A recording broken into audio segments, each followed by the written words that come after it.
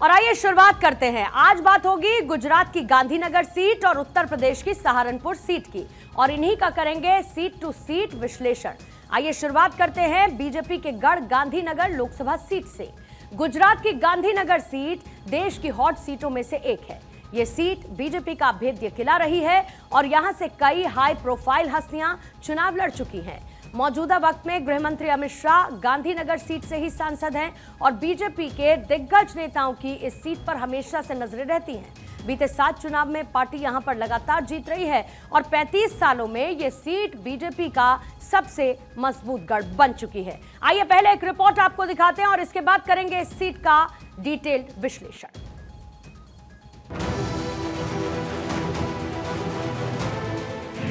गांधीनगर से मैदान में बीजेपी के चाणक्य,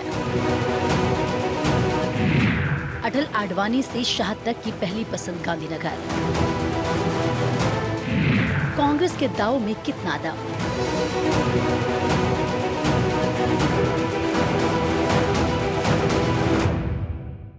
गांधीनगर सीट गुजरात की सबसे हाई प्रोफाइल सीट है।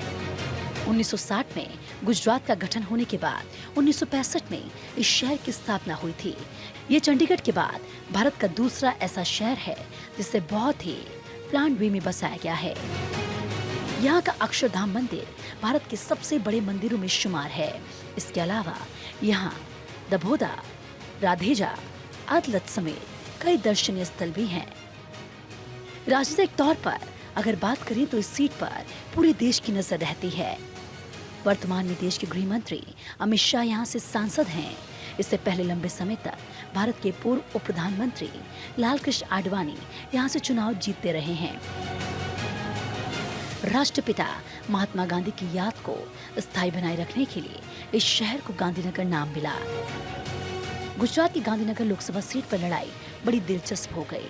दरअसल इस सीट से कांग्रेस ने सोनल पटेल को अपना कैंडिडेट बनाया, तो वहीं बीजेपी के चाणक्य कहे जाने वाले नेता और केंद्रीय गृह मंत्री अमित शाह चुनावी मैदान में हैं।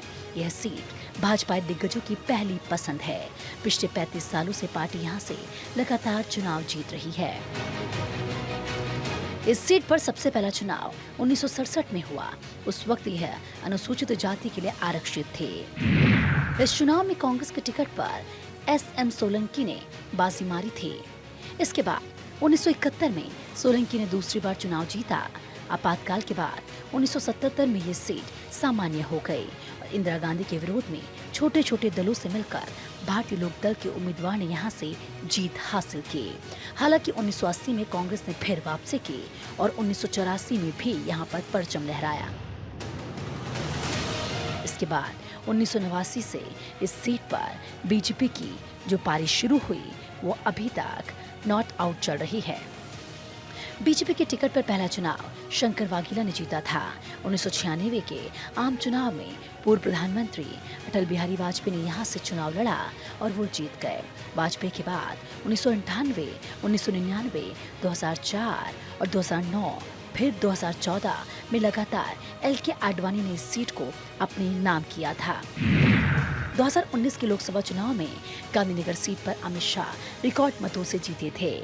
अमित शाह को 8,94,624 वोट मिले थे, जबकि कांग्रेस के टिकट पर चुनाव लड़े सीजे चावला मात्र 3,37,610 वोट ही हासिल कर सके थे। इस तरह बीजेपी ने ये सीट 5,57,000 से ज्यादा वोटों से जीती थी। अगर गांधीनगर सीट के चुनावी नतीजों के इतिहास पर नजर डालें तो इतने अधिक वोटों से आज तक कोई नहीं जीता। लेकिन साल 2019 के आम चुनाव में अमित शाह गांधीनगर सीट से पहले ऐसे नेता बने जिन्होंने वोटों में 8 लाख का आंकड़ा पार किया। इस दौरान पिछले चुनाव में बीजेपी का कुल वोट फीसदी 69.67% रहा। गांधीनगर लोकसभा सीट के कई रोचक तथ्य भी देखने को मिलते हैं। एक वक्त पर बीजेपी के आयरन मैन रहे लाल कृष्ण आडवाणी और पूर्व प्रधानमंत्री अटल बिहारी वाजपेयी दोनों ने यहां से चुनाव जीतकर लोकसभा में कदम रखा था। साल 1996 के आम चुनाव में अटल बिहारी वाजपेयी को भारी मतों से विजय प्राप्त हुई थी, लेकिन उन्होंने एक साल में ये सीट खाली कर दी। इसे देखते हुए कांग्रेस ने एक बड़ा चुनावी एक्सपेरिमेंट किया।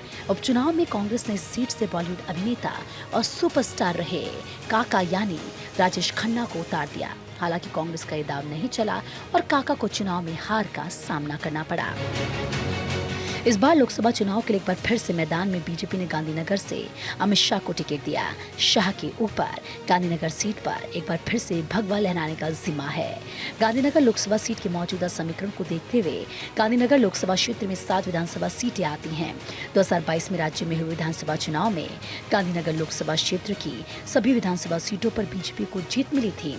ऐसे में 2024 के लोकसभा चुनाव में भी यहाँ से बीजेपी के विजय रथ को रोकना विपक्ष के लिए बड़ी चुनौती होगी। Bureau report, Bharat 24।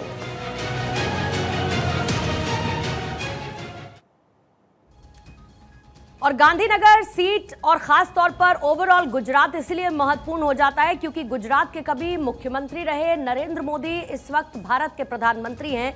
पिछले 2 टर्म से और तीसरे टर्म की गारंटी की बात वो करते हुए नजर आते हैं। लेकिन यहां पर अपने सबसे विश्वसनीय गांधीनगर सीट से बीजेपी के चाणक्य कहे जाने वाले अमित शाह कांग्रेस मैदान में हैं, तो कांग्रेस की तरफ से सोनल पटेल को उम्मीदवार बनाया गया है। ये दोनों ही कैंडिडेट अपनी अपनी जीत के दावे करते हुए नजर आ रहे हैं। अमित शाह लगातार चुनाव प्रसार कर रहे हैं, लेकिन गांधीनगर एक सेफ सीट बीजेपी के लिए मानी जाती रही है। लेकिन इस बार कांग्रेस की तरफ से सोनल पटेल को मैदान में उतारा गया है। अब आइए 2014 और 2019 गांधीनगर की बात कर लेते हैं। गांधीनगर की सीट क्यों इंपॉर्टेंट रही?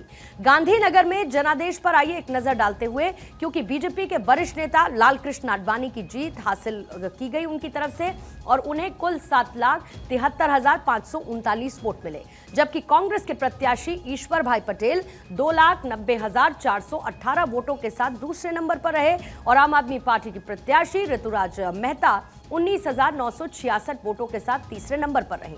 अब 2014 चुनाव की बात करूंगी क्योंकि इस सीट पर 65.5% वोटिंग हुई थी। ये 2014 का आंकड़ा। अब 2019 पर आ जाते हैं। लोकसभा चुनाव में गांधीनगर सीट से बीजेपी ने लालकृष्ण आडवाणी की उम्र ज्यादा होने की वजह से उनकी जगह अमित शाह को उम्मीदवार बनाया है। अमित शाह ने यहां पर 8,94,624 वोटों के साथ 2019 में जीत हासिल की, तो कांग्रेस की तरफ से चतुर सिंह जामंजी चावड़ा को 3,37,610 वोट मिले थे। बीएसपी से ज्यादा वोट यहां पर नोटा को मिले थे, यानी कि नन ऑफ द अबव पे यहां वोटर्स ने बटन दबाया। नोटा के बटन को 14,214 वोटर्स ने प्रेस किया और बीएसपी प्रत्याशी जयेंद्र राठौर को मात्र 6,400 वोट ही मिल पाए। अब गांधीनगर में बीजेपी नॉट आउट कैसे नजर आती है? शुरुआत इसकी साल 1989 के साथ होती है, जब बीजेपी का दौर यहां पर शुरू हुआ। 1989 के लोकसभा चुनाव में बीजेपी के शंकर वाघेला सांसद के तौर पर यहां से चुने गए। फिर 1991 का जब आम चुनाव हुआ तो लालकृष्ण आडवाणी बीजेपी से यहां पर सांसद बने।